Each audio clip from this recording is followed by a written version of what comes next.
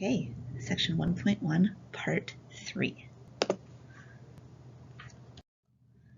Okay, so at the beginning of the section, as there are a couple of other places throughout this, there is some assigned reading. Now this is important because you don't have regular access to a textbook. You can only ever see a textbook when you're in class with me. So really important that you go through this, make notes along it, highlight if you think it's important, whatever. Because you don't have access to a textbook. So this will help you answer kind of any of the questions or review questions throughout this as well. Okay, so this is an overview of protein synthesis. So it's taking a look at basically two main steps. The first one's transcription, and the second one's translation. And we're going to go through this in a little bit more detail now. Okay, so protein synthesis. So first thing is the role of proteins. I asked you to take a look at keywords and definitions. I said protein was not talking about the stuff that you're eating, or not directly at least. So proteins are basically essential for life. Okay? They are made up of a packaged 3D chain, so three-dimensional chain of amino acids that form a specific shape for their specific function. Okay, so it says here, much like a key is shaped for a specific lock. The key is our substrate. The lock is an enzyme, which is a type of protein that's here. And it's basically just sort of saying these two things kind of work exactly together. Two main functions of proteins. So one is that they are structural. So they help make up all structures in living things. So muscle proteins, and that's normally what we think of when we think of protein as far as the food source goes. Things like hair and nail and bones and anything related to that, so like fur and hooves and that kind of stuff, and antlers, whatever, in other animals. And then things like blood vessels or ligaments, where they carry some other kind of functions. Like a blood vessel would be obviously like its job's to be a tube for blood to travel through in your body. Okay, and then as far as functions go, so we've got like structural functions and we've got functional functions, which is an awkward thing to say, but they keep our bodies actually functioning properly. So not just so much making up what we look like or how we're shaped, but things like enzymes to speed up chemical reactions. So enzymes help break down food, for example. Hemoglobin in your red blood cells, so that's what carries oxygen around your body. Antibodies used in the immune system. So your body's ability to defend itself against viruses, it creates antibodies that basically block receptor sites on the virus outer casing. So like if you think about the coronavirus, and they keep talking about the spike proteins, so creating antibodies that basically block those spike proteins is huge. And then transport proteins found in cell membranes. So you might remember from Science 8 that your cell membrane is something called semi-permeable and lets some things through and not other things, and it kind of controls what goes in and out. And it's actually proteins that are embedded in your cell membrane that allow those things to go in and out. Really important, you've got this huge amount of DNA in all of your cells. And DNA, as we discussed earlier, is made up of genes, or segments of DNA we call genes. Only certain genes are activated in a cell, and that's what makes each type of cell different from another. Okay, so depending on which genes are active, different proteins are produced, and then this is what causes cells to have different functions. Okay, so there are proteins that make up skin pigment. It's called melanin. Okay, your stomach cells don't use those proteins. It does not help them at all.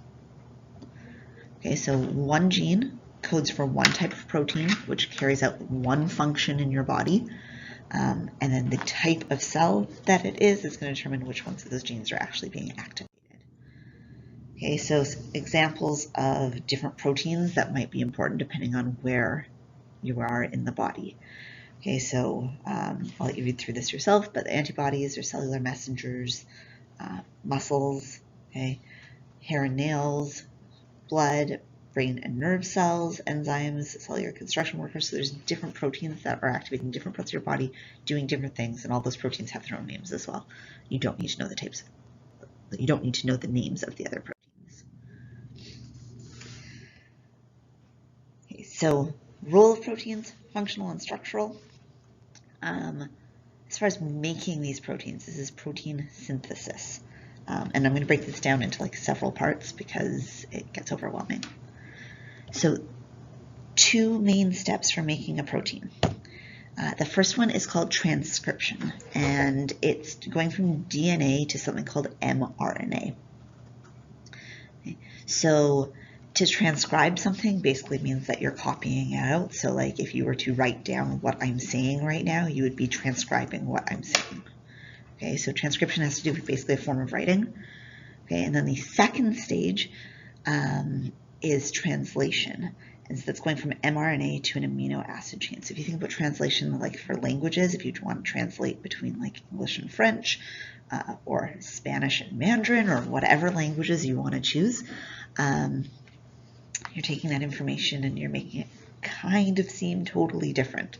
So transcription is you're making basically a copy in a slightly different form. So say like speaking to writing kind of thing, but the words are all still exactly the same. Translation still has the same meaning, but different language is going to look different. Okay, so we're going to take a look at transcription now, and then you'll get a little bit of a break, and then translation. Okay, so the coded message of a gene on DNA has instructions on how to make particular proteins that our bodies need. Okay.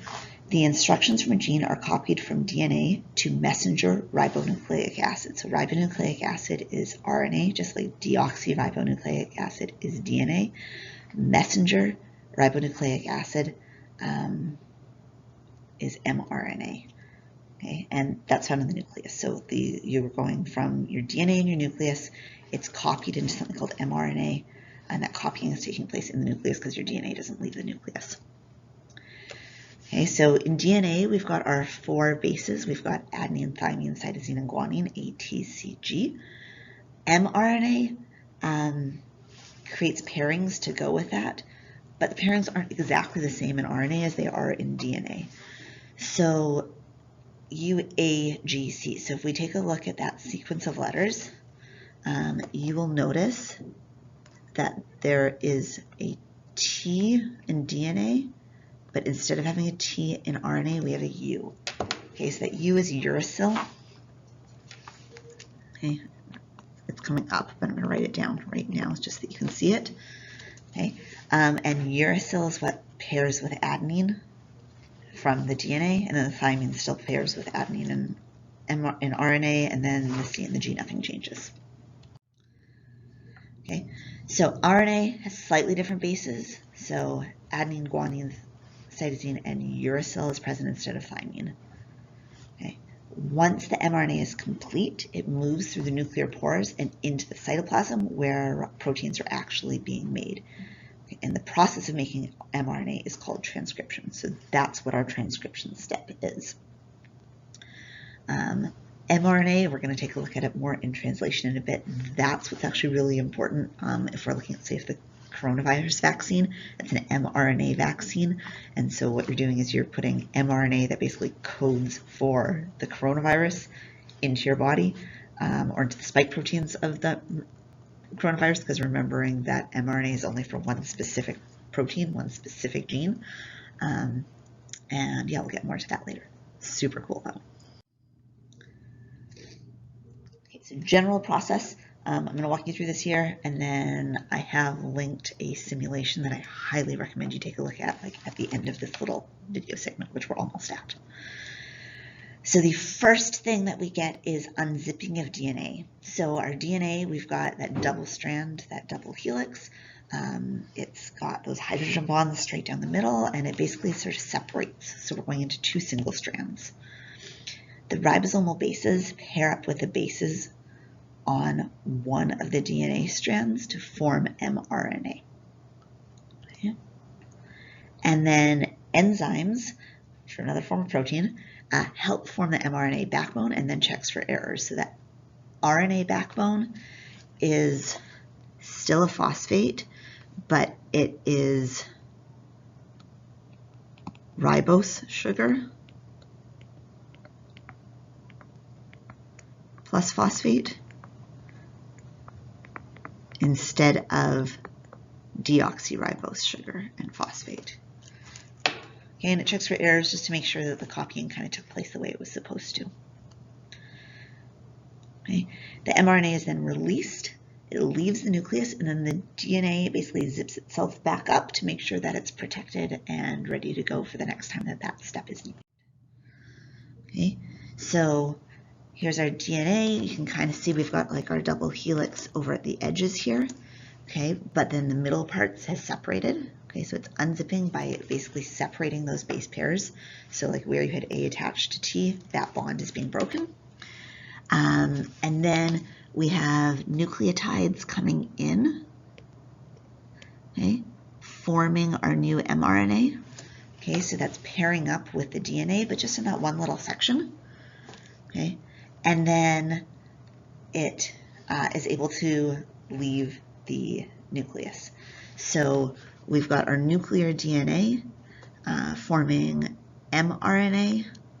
Okay, and then the mRNA is able to leave the nuclear pore and it migrates to the cytoplasm, and that's where we normally would kind of see mRNA in action. Okay, so now you try. So I'm going to go through the first one of these with you, and then I want you to try the second two on your own. I want you to take a look at the simulation for protein synthesis that I linked, and then and then come back and do the next set of notes. So for each of the following DNA sequences, give the complementary mRNA code. Okay, so same as with DNA, we're just looking at those opposite letters for pairing. The only difference is that anywhere we see an A, it's going to pair with a U, whereas in DNA it would have paired with a T. So thymine is still going to pair with adenine. Adenine is now going to pair with uracil. Cytosine is going to pair with guanine. And then T pairs with A, C pairs with G, G pairs with C, G pairs with C, C pairs with G, A pairs with U, C pairs with G, A pairs with U, G pairs with C. Okay, so that is the A one. I want you to try B and C on your own. I want you to take a look at the protein synthesis simulation, or at least the first part of it, seeing if you can pair up those bases, just for a little bit more practice. And there's also a DNA versus RNA comparison sheet on page 13 in your notes. So continue on, take a look at that, taking a look at the diagram, list any differences that you see between DNA and RNA. So what's different about the structure? What's different about the backbone or the sugar that's there? What's different about the composition of the sugar? What are the bases? Can it leave the nucleus? And then what are the types of it? Okay, and that's it for right now.